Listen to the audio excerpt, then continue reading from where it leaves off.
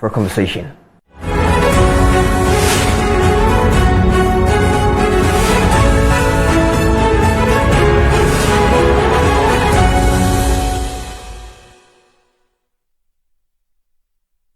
Joining me tonight here on One-on-One is John Kwame Kapi. He is a Principal Assistant Registrar, Head Office Management Department. Thank you so much for joining us here. Grateful to have you. And also Lawrence Dubachi, Deputy Registrar, Controller, Art and Business Subject Department. Also joins us here this evening. And they are all coming from the West African Examinations Council. We just want to look at what exactly is happening when it comes to education and examination here in Ghana. How prepared are they even for this year's examination? And also irregularities, how do they deal with it, and how does it even affect markings and results of people who sit for the examination here on One-on-One today? Stay with us. Turn it down. Let's have a conversation and a good one here. Welcome once again. Thank you. Let me kind of begin with you, John Kwame Kapi. Yeah. I don't want to mess the names around, so I'm trying to get it correct. John Kwame Kapi. I'm starting with you. Sure. How is WAEC faring? And how are you prepared for 2023 examinations? Thank you very much, and thank you for the opportunity. The West African Examinations Council is faring very well. We are working very hard.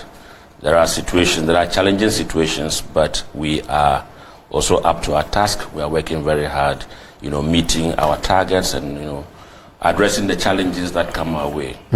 Now, there are a number of preparations that we put together before every examination starts. And as I speak, we are far advanced with everything that we need to do. The part that probably is left to be done is completion of printing of codes and then dispatching same to the various examination centers for exams to commence. I think by this time every student out there might be a bit panicked. I mean, knowing that you're sitting for a final year examination or final examination to push into the next sector of life or education sector is a bit worrying, sometimes scary, I should put it. By now, what should students be doing? Let me ask you that, Dubuchi. Yes, thank you for the opportunity, and then good evening. Yes. For the viewers, students at this time, they should be focused, learning, revising all that they've studied, ready for the exams. They should not be looking any other way for any manna to fall from heaven. So they should learn and revise their notes. If you say manna, do you mean to say last minute apple? Like exactly, say? Exactly that. That's what. With this social media period, a lot of fake questions flow over the media, and the student always hook onto that without learning or revising all that they've studied. So they should desist from all those things, waiting for something to come forward to them so that they study. But how does WAEC also help to curtail all these things? Preparing for examinations, and you go online, Facebook and the rest, and you see a lot of questions subjectively being told that these are the questions that will be coming for the final examinations. How would your office also ensure that it's dealt with? Thank you. We engage in sensitization program where we move from school to school to conscientize them, making them know the do's and don'ts of the exams. And we try to conscientize them to desist from looking for any other source to make them pass the examination. So we do sensitization by giving them the do's and don'ts of the exams. So that's what we do to conscientize them. Hold on, I'll come back to it, but let me come to Mr. Kapi. Now, I know that some of your rules and regulations have been tweaked a little bit. Yeah. What informed that, and what are some of the new ones? Well, usually when there are offenses and there are punishments that go with those offenses, we've had to tweak them a little because some of the penalties that come with those offenses are not punitive enough. Because I say that because if you look at the frequency, the regularity with which these offenses recur, it tells you that our candidates are simply not deterred by what we are doing. Besides, there are little windows that people easily manage to slip through, even though it is obvious that they've done something that should be punished. And so that called for the little tweaking of the rules and regulations so as to not necessarily looking for people to punish, right, but at least setting the parameters or setting the platform for people to write genuinely and earn the grades that they deserve. What are some of these regulations that have been tweaked? Well, first of all, we have the issue of foreign material. Now, foreign material, a lot of people have tried to redefine it in so many ways. But what we say is that whatever piece of paper is on you. And forgive me, and this is like the clear definition of foreign material by WAEC. Absolutely, right. Yes. So every piece of paper, plain or printed, and it doesn't matter what material you have on it, is considered foreign material. There are some that may come with plain sheets of paper. First of all, remember that there is always an intent before an action is taken. And so if somebody has a plain sheet of paper on him, the assumption is that he probably has the intention to scribble something, either take it out or pass it on to another person. Now, we also have issues of foreknowledge. You know, foreknowledge, let me explain a little bit about this. When we send our questions out there, there are what we call our examination depots. Now, from the depot, we dispatch them to the examination centers. Now, in the course of this transition, it is possible anybody can do anything. We have evidence, but we want to hold on to that because we are still investigating a number of issues. Now, so if the question papers have left our custody and they are with, let's say, examination officials who are moving from our examination depot to the examination center, then we will call that one foreknowledge, assuming that any candidate has that information before, the commencement of the examination. Now, we also have collusion.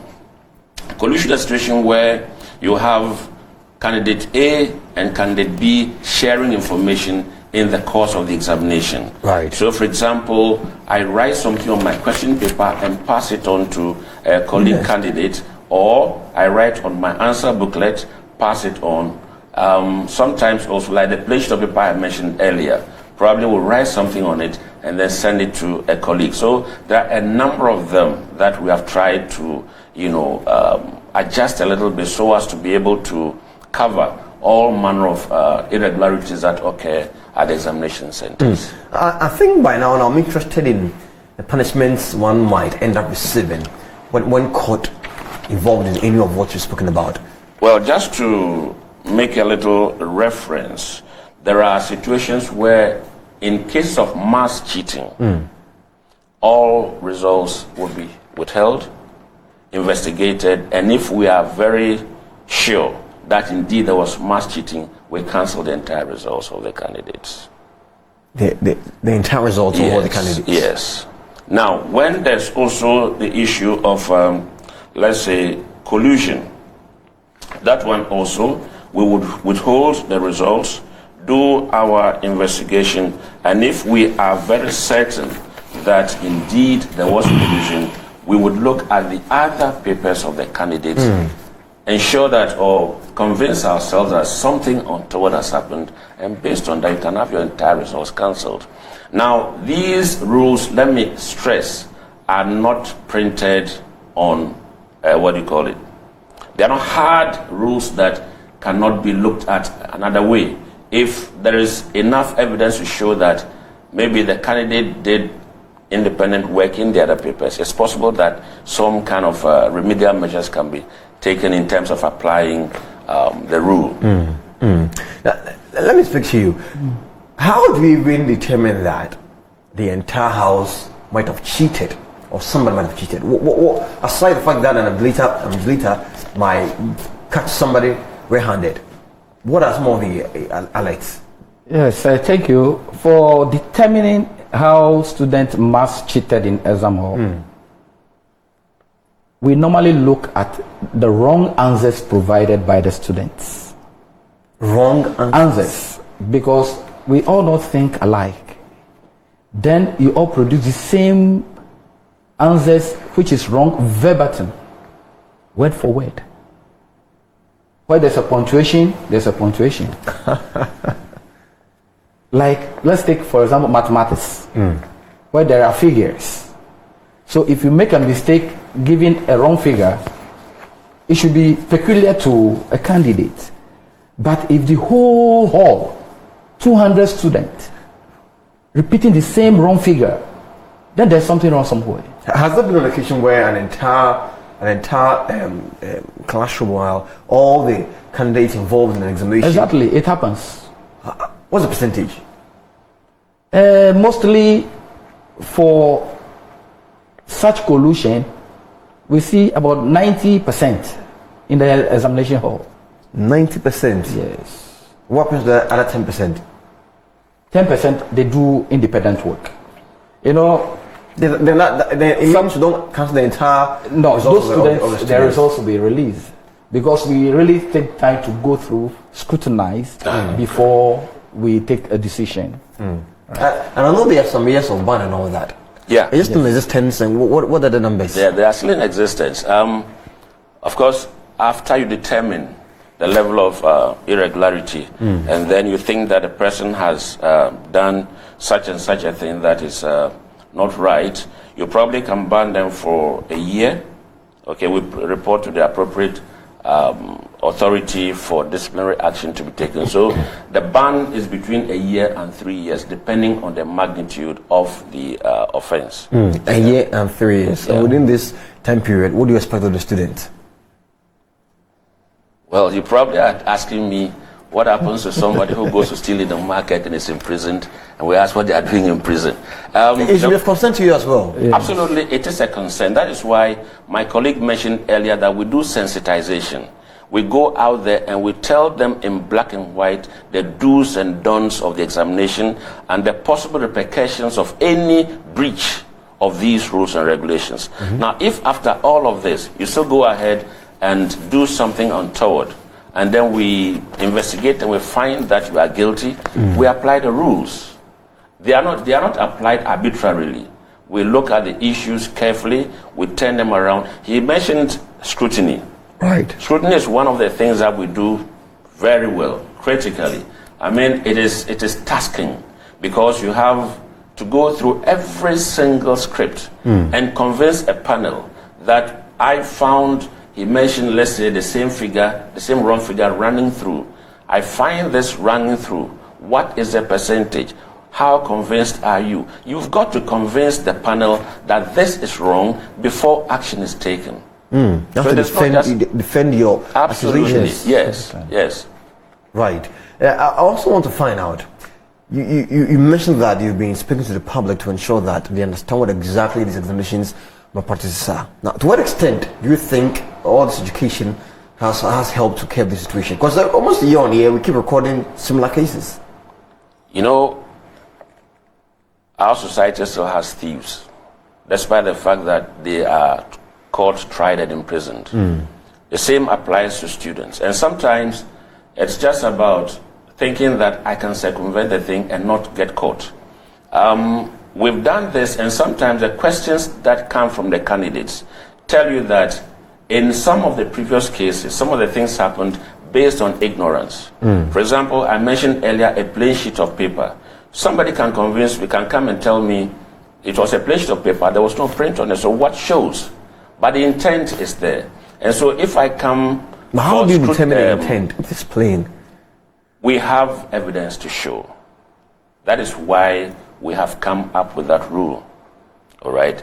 We've had situations where candidates have had this in their pockets, and they've written, information, either thrown it out for someone to pick up and work out and bring in, or they write on it and distribute, or throw it around, the examination hall. So there's evidence. We didn't just come up with these rules based on our findings in the field. We came up with these in order that we can curb.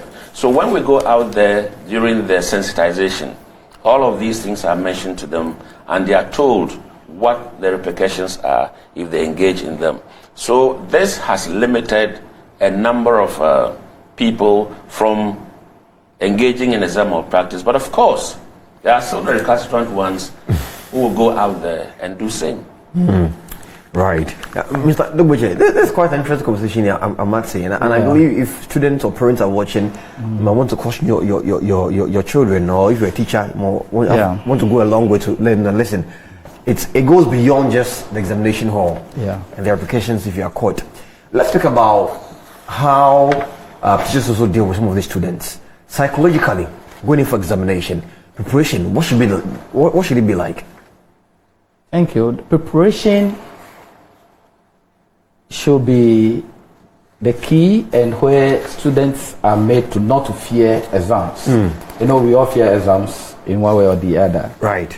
But when you prepare the student and the student is ready to write an exam, you should let them know that what you taught them, they will be able to do it.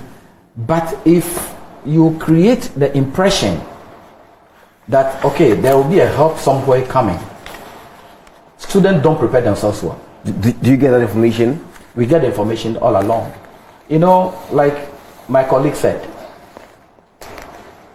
in all situations, it's not everybody who thinks the same negative way. Some people are there, they're not thieves, they don't like to steal, and they're not even happy what their colleagues do as teachers. They give us information. You couldn't believe that students even pay monies. Teachers charge them to pay money to be aided in the examination hall. And some of them release this information to us. Making the student, you know, you put the student at a risk. I mean, whether I learn or I don't learn, I'm going to be helped. Exactly. So if it goes to that level, students don't prepare, knowing that manna will fall from somewhere for them. And these teachers sneak in. He mentioned something, foreknowledge. They sneak in the paper, solve the solution, bring it into the examination hall for students to copy. And like I told you in the mathematics, whereby maybe student write wrong figure, if the teacher who is solving the thing for the student make a mistake, the student repeat that mistake in their answer booklets. Maybe the teacher or the one who is solving the problem is quickly doing it, and he made a mistake. If a teacher is fingered for doing this, Yes. what happens to him or her? You know, we don't have in our rules to punish a teacher, but rather we prosecute the teacher. But I believe you also make recommendations. Yes. So when a teacher is caught, that one we bring you by the law. We prosecute you. We'll hand you over to the police for you to face the law. And what are the repercussions of that prosecution? Yes, you'll be fined. If you are not able to pay, you go to jail. How many years are we looking at? That one, we leave it to the legal. So there's not a particular prescribed I don't know the particular punishment. Anyway, sometimes the magnitude of your offense will determine the punishment that you should be given. So I feel teachers should leave students alone, prepare them, and then don't promise them anything. Right. So that they will be able to perform. Let's now talk about registration of candidates. And I know there are a lot of issues there as well. Let me let you answer, then I'll come to you later. Yes. Let me let you speak on that. Registration of candidates. You are smiling. Take me through that. Well, registration of candidates, you know, we have different examinations that we conduct in Ghana here. We have the Basic Education Certificate Examination, BECE, and then we also have the WASSCE. Now for BECE, currently we have BECE for school candidates and BECE for private candidates. Now it's a new thing that has been introduced by the government of Ghana, that candidates who probably could not make it at BECE for one reason or another should be given a second chance. All right, so we have those who register, and the registration is supposed to be, if you read the document about the new educational reform, basic education is supposed to be for 9 years, 6-year primary, 3-year JHS, and then you write the BECE. All right, so for registration, it is after the 9-year basic education that you qualify to write BECE. Now, for private, BECE private, anybody who wrote the examination and did not pass the first time, or anybody who, for some reason, hasn't necessarily gone through the school system but thinks that they are capable of writing, there's an age limit. If you are below 18, it is presupposed that you are, because if you look at the age at which they get to, JHS 3, we get to know that, okay, at least, and there are some of them, of course, who are much older before they get to that level. Okay, so by that, we indicate that if you haven't done the 9 years of basic education, you don't qualify to register for BECE. Now, for WASSCE, you are supposed to have done 3 years of senior high school education, and then you qualify to register with a school. We have public schools and we have private schools. Each of these have gone through an accreditation system so that they now are running as institutions that qualify to conduct our examinations. So these are the people who qualify to write or to register and to write the various examinations that I've mentioned earlier. Have there been a time where some unqualified students have been registered? Yes. How does it affect your entire process? Now, we wouldn't be able to mention specifically, let's say, this is how it does. It will be based on our observation in the field. We have situations where some of the senior high schools are registering candidates who should be writing the WASSCE for private candidates. We say that because once the school exam is for one sitting. When you have reached the final year, you register and you write that one. Now, if for some reason you have to rewrite any of your papers, you register as a private candidate. That is what the rule says. Now, if you have written the exam already as a final year student, you didn't perform, or there's some reason for which you want to rewrite a particular subject or subjects, you register for NOVDEC and not to the school. Now, these are the ones that we refer to as unqualified candidates. Some are also workers in the system. Some are civil servants, public servants. Some of them, I don't even think that they've been through any formal school. I'll say this. There was a time we were doing some one-on-one thing in Koforidua, and this gentleman came there. And when we got talking to him, he couldn't express himself properly. So it was quite curious. Then we got to know he was a car wash attendant. What business does he have in a school examination? Such a person, I'm not saying he doesn't qualify to write any exam, but what I'm saying is that he could have registered to write as a private candidate. That for the NOVDEC examination? For the NOVDEC, yeah. That's what is usually called NOVDEC. Yeah. But in our system, we call it WASSCE for private candidates. Yeah. That is interesting. And there have been times where, let's say, if you are in SS2, and you might ask to be written, or you might ask to write NOVDEC before you even write the main examination. Yeah. Is that authorized? Yes, it is. It is, because it's a private exam, and that depends. Is the prerogative of the parent of the said candidate. If you are in SS2 and you choose to write WASSCE for private candidates, WAEC does not bar you from doing so. What we are saying is that for the WASSCE for school candidates, it is for bona fide candidates of a particular school. If I run a school, WAEC Senior High School, for example, it is my candidates that have gone through the system from Form 1 to Form 3 who qualify to write the WASSCE. Any other person coming from anywhere, or even within my school, who hasn't done the 3-year senior high school education, does not qualify to write the examination. So that means if you are going in for the NOVDEC, it doesn't matter which school you've been or what your background is. You can actually go in and have a sit and have it written. Absolutely. The proper examination coming from your outfit, you have to go through all the mail. Exactly. Through the school and properly registered and kind of write. Right. So I'm still here with John Kwame Kapi, Principal, Assistant Registrar, Head Office Management Department, and also Lawrence Dubachi, Deputy Registrar, Controller Art and Business Subject Department, and we are talking examination when it comes to the West African Examination Council. Stay with us, still here on 101. We'll be back.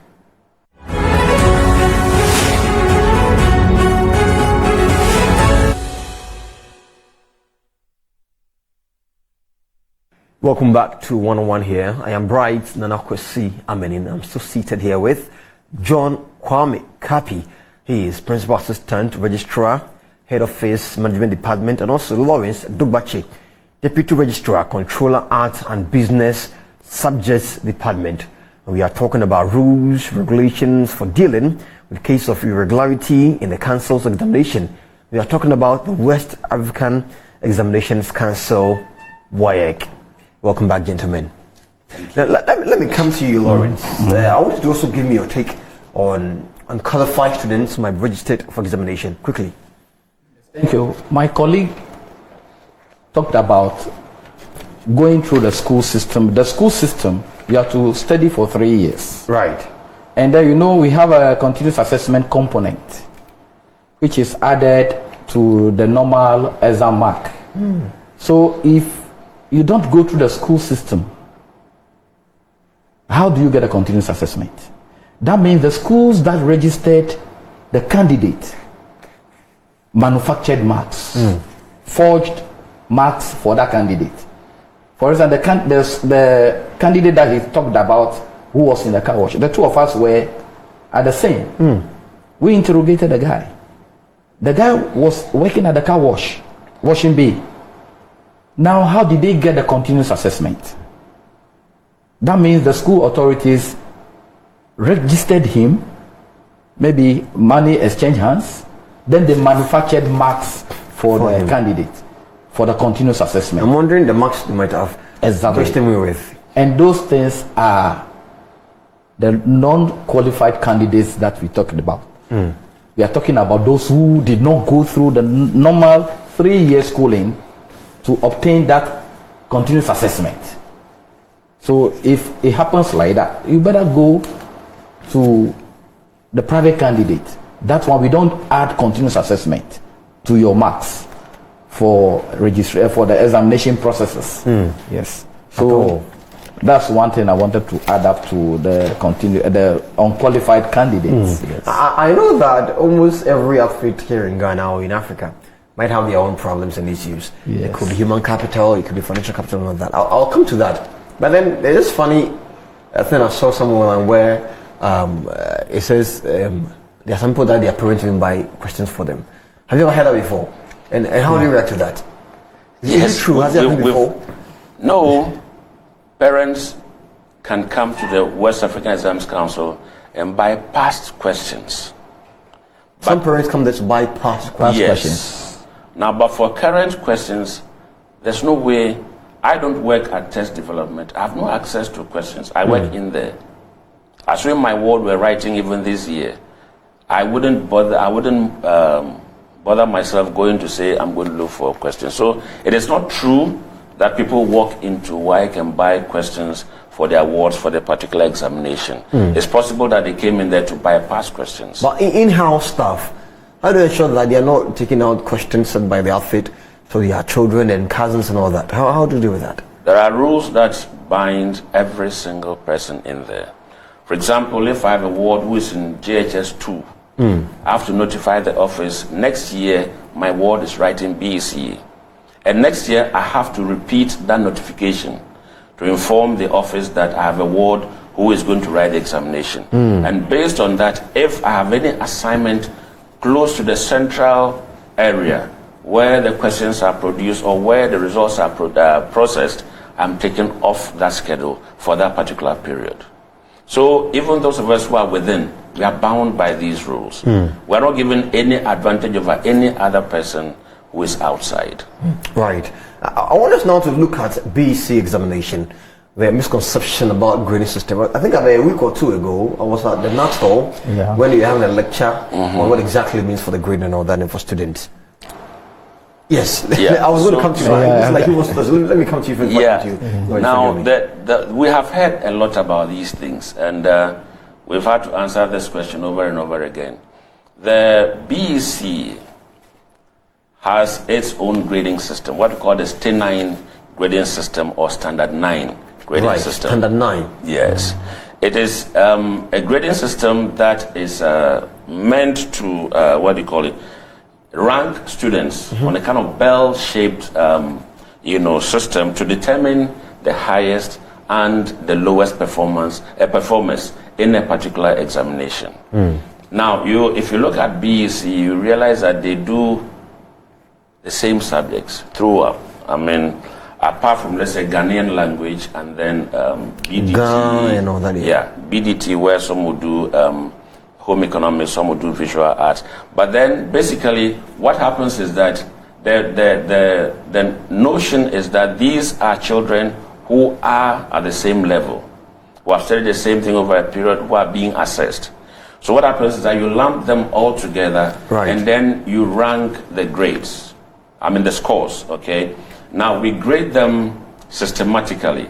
So for example, the first, when you put them together, let's say mathematics, we put the 550,000 candidates into one box, we rank them, okay? So the first, the highest 4% will score a grade 1. The next 7% will score a grade 2, then the next 12, the next 17, the next 20, and then we'll descend the same way as we came up, 17, 12, 7, and 4. Now, people are looking at it in terms of my ward scoring a grade 9 in a particular subject. It does not necessarily mean that your ward has failed, but your ward simply find him or herself among the lower performing candidates in that particular examination. How hasn't a child failed if they should get grade 9? Well, how would you raise that particular child? You just mentioned that they form part of the lower, those who might have been graded lower. But then that is amounting to you getting about 30 or sometimes 40 and 50 and all that. Well, you are mentioning scores, but we are mentioning grades. Right. Of course, yes, you could have scored 30, but then that 30 for that particular year, what the state 9 does is what I've just explained to you. It's not so much the question of telling somebody they failed, but tell you that you are within the lower performing group of your, class, or the group that we have assessed for that particular period, okay? And therefore, when it comes to placement, you probably will be told that by virtue of your performance, you are not up to the level for, further placement, and so you may have to rewrite the examination or something like that. Interesting. You want to add that, please? For the explanation my colleague gave, is true. For the BEC, it's for selection, and no one fails. You rather get the lower mark. Okay. So we rank it on merit basis. So the 30 you mentioned can even be 1 in a particular subject, because we rank it order of merit, the highest number to the lowest number. So as a subject, you have 80 to 100 being the grade 1 in the 4% zone. Right. 30 can also be in the highest form, which can be the 30 to be 1 in the 4% zone. So we use, it's a norm reference. We just use the order of merit, then do the cutoff point. So if you come to 9, that's the lowest mark. It's not a fail. But it looks like every single year, the percentages or the numbers, they follow suit. Is that intentional? It is not. That is what the state 9 grading system is. We do not compare year by year or year on year, and all that we do is for this year we have 400,000 candidates who have written BEC. Right. We are going to rank them subject by subject. Mathematics, we put them all together, and then so those who score, like my colleague said, if for example for that year the highest mark is 30, we start from there. So obviously it's not going to be 30. So no, but I think it's interesting because if the highest mark is 30, you start from there. Okay. We give the percentages. Okay, so let's say the highest mark is 30. What is the person getting, or the people who are on that range getting? That's by virtue of the nature of the state 9, grading system. So I know because if you mention 30, you see 30 as a very low mark. We mentioned that for explanation purposes, all right? Right. But usually we wouldn't have candidates scoring 30 as the highest mark. But if it happens that way, that is what you grade them on. So for that particular year, the candidates didn't perform well. So you start from 30, you draw your bell-shaped thing. You start from the 4 to the 7, the 12, the 17, the 20, and then you go down again. Has there been a time like that? No. If not 30, a bit lower. A bit lower. We have sometimes 65, right? 60 being the highest. You know, especially mathematics and then the English languages. You can get a bit tricky. Yeah, so sometimes we have the 65, 60 being the highest, and then we rank. So we just do the computation, then we form the grade. But what do you think might have, anytime such things happen, you make recommendations. You do. Imagine if 65 is what you are getting to do the gradings and all that. What recommendation will you be given? Or it depends on the subjects? It depends on the subject and the student performance. So for the grading is how the student perform in a particular year. The marks that they had, that's what will determine the ranking. So if we do the order of merit, if 400 students write the exam, from 400 to the last person, we put the marks together, then we start applying the percentages for the standard 9, then we give them the grade. So the last one who had a 9, we don't say fail. Our interpretation is low, not fail. Yeah, not fail. Right. Let's start. Last 2 weeks ago when I was at the Nat Hall during your lecture, what I remember, he said was that schools cannot grade or rate their teachers by the marks their students get year on year. Exactly. You might be doing wrong. Let's reiterate that and tell viewers or students or head of schools why they can't do that. Well, if I were a teacher in school A and I taught my students to go into an examination, for example, they go there and the highest person scores maybe 50% or 80%. What happens is that my students are added to other students across the country, all right? And so when the results come to my school and my best candidate scores maybe a 5, it does not necessarily mean that I've not done a good job. It doesn't also mean that I'm the best teacher because of the nature of the grading. Because we have put everybody together. If it were just my school, all right, then I'm going to put my 40 or 50 students together and rate them. And then we'll take a look at the high mark and the low mark and say, oh, how come that your highest candidate is scoring 40%? Based on that, we can assess the individual teacher, the individual teacher's performance. Right. But when we are putting them together with other students across the country, then we cannot go assessing individual teachers' performances. But why don't you do that? Sorry to cut you, but why don't you rate or grade people per the schools or rather than slam them together? Why do you do that? Well, he mentioned earlier that it's a selection test. The state 9 is basically meant for selection. All right, so by your performance for that particular year, do you qualify to be selected for this or that program at the next stage of your education? That is what it is. So we cannot limit it to schools. We cannot limit it to schools because we want to get who qualifies to go where. And the standard grading system is about the most appropriate for this particular selection exercise.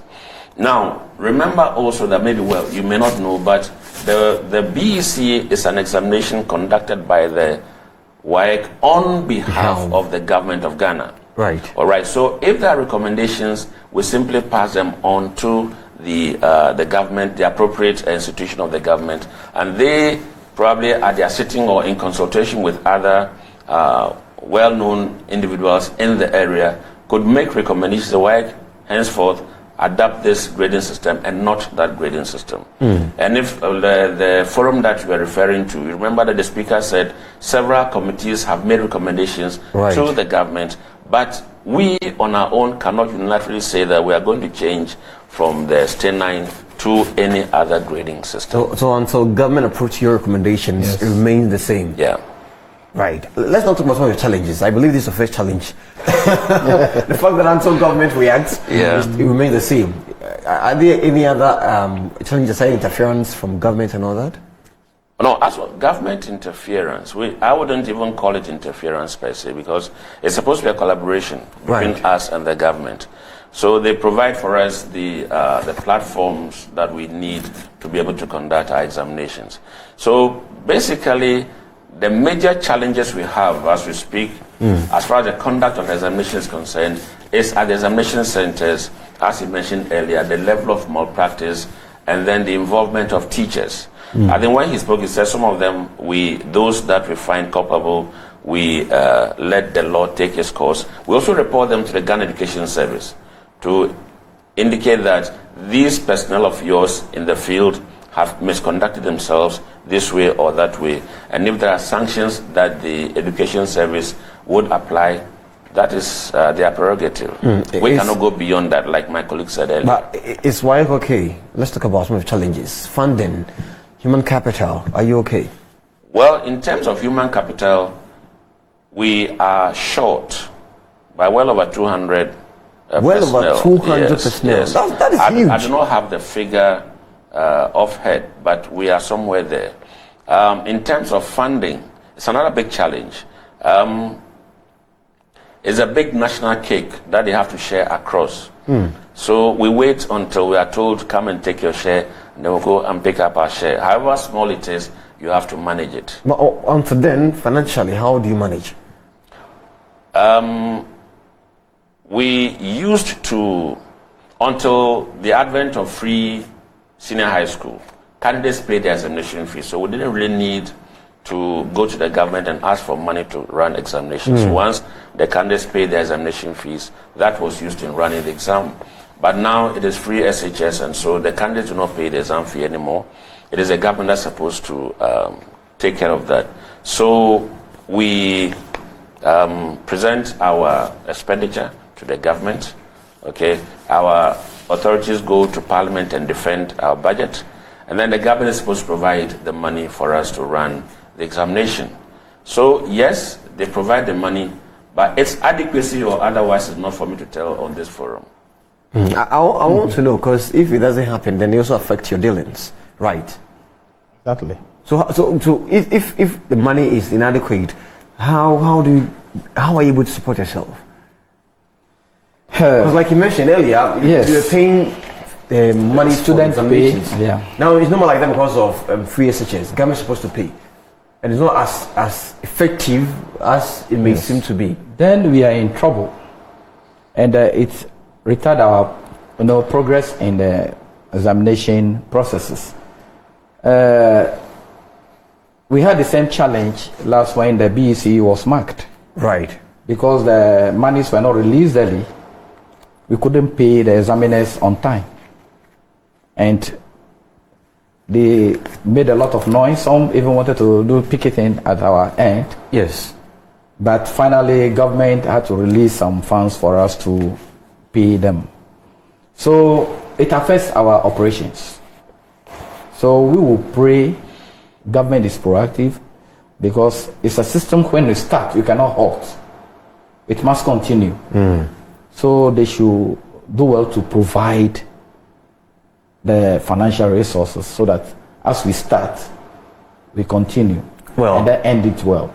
Yes. That's an appeal at least. Yes. That's an appeal at least. Let's take about some feel-good factor. I mean, I know about your distinction awards coming up for WASSCE. Yeah. That made him smile. That made him smile. Let's talk about that. Okay. And preparations, who qualifies and who will be awarded and all that. Yes. Take me through them all of it, please. So preparations are far advanced for the distinction awards for this year, to be held on the 22nd of June. Yes, just this month. Just this month, Wow. yes. And it is for candidates who have performed creditably. I mean, you should score about, you should be able to score 8 straight A's. 8 straight A's. Yes. Ooh, That is distinction. what it is. You should not have been engaged in any form of examination malpractice. Yes, absolutely. I mean, we cannot have people use shortcuts to get this kind of award. It is actually funded by the WAEC Endowment Fund that we are very gracious. They've been very gracious enough to, fund this particular, So you score straight A's, 8 straight A's, then you should not have engaged in exam malpractice. So there are other. I wouldn't want to bore you with plenty statistics, it's but okay. They would.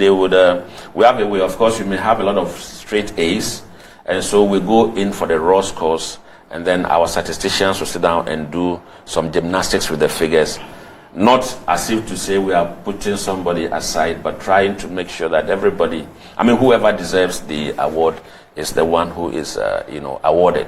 What are they getting? Is it money? Because I love money. So is it money? Is it money? Yes, there are monetary rewards.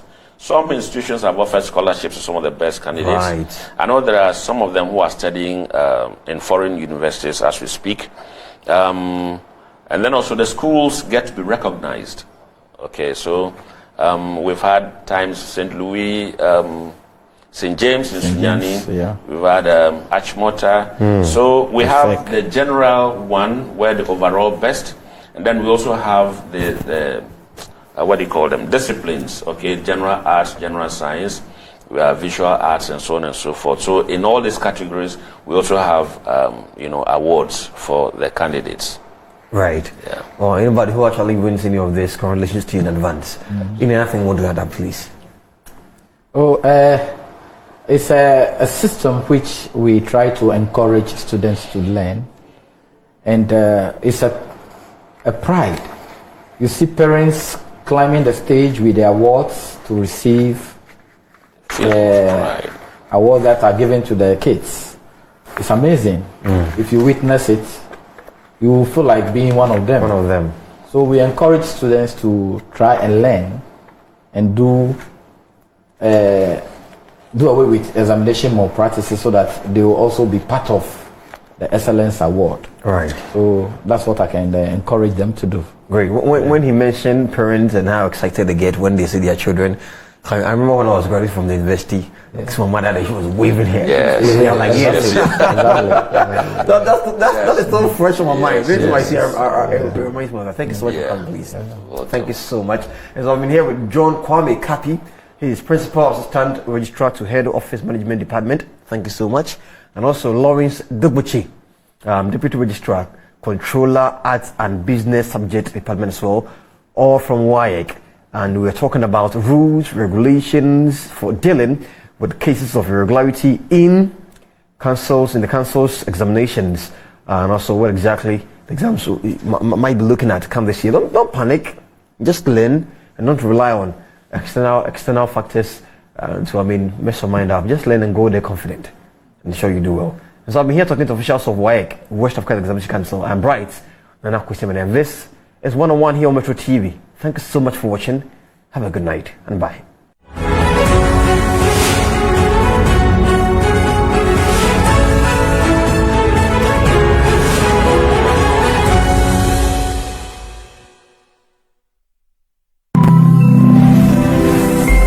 Metro TV, insightful and inspiring moment. Live from Ekwabwahima Studio, number 9 Dr. Isaac Street, Northridge. This is Newsline.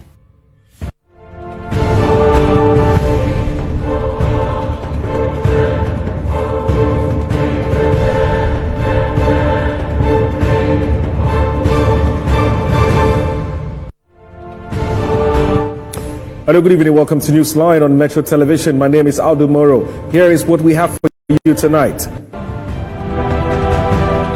Governing NPP to reduce of presidential aspirants from 10 to 5 in a revised timetable. Former Manso Quanta MP, Professor Joseph Albert Kwam's lawyers defend 2.5 million city defamation suits against Professor Frimpong Boateng